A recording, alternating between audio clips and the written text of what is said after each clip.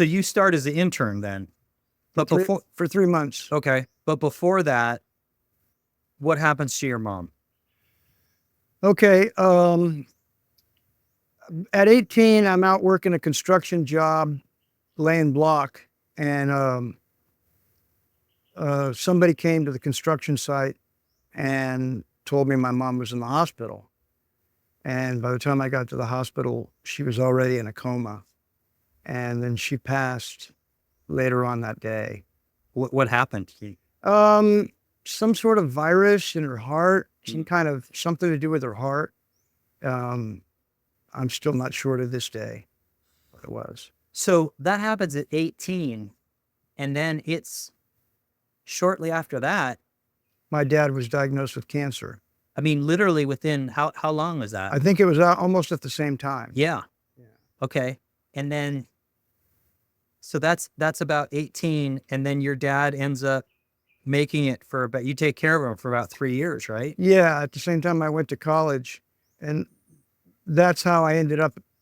When I went to Tampa, I brought him with me. And I went to community college for a little while, then I transferred to USF and University of South Florida. And I brought him with me. And instead of having him in a nursing home, I just kept him in an apartment for a while with me. How old are you when he passes away?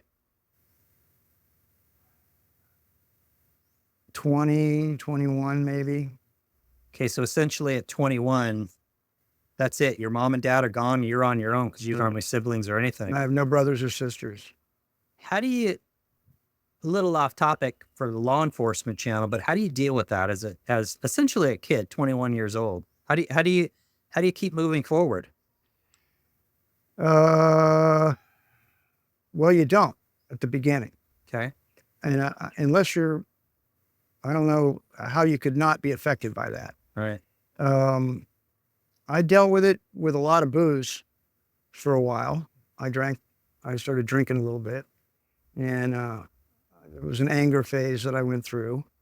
But I had made a promise to my mom to finish college. She had a real thing about me going to college.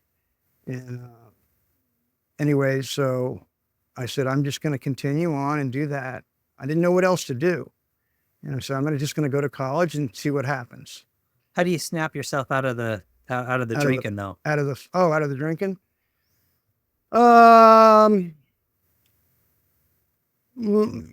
That's a good question.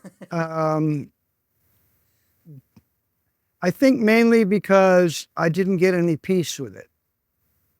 I tried it, but it didn't give me any peace. Okay. And I said, I don't want to be this guy. I don't want to drink every day. And I probably hit the booze for about 3 weeks before I said, this is not working. Yeah. And I just quit. And I said, I just focused on what was in front of me. One of the things my dad always told me when I'd talk about bad things that had happened in the past and whatnot, he'd always tell me, he'd say, son, life is like driving a car.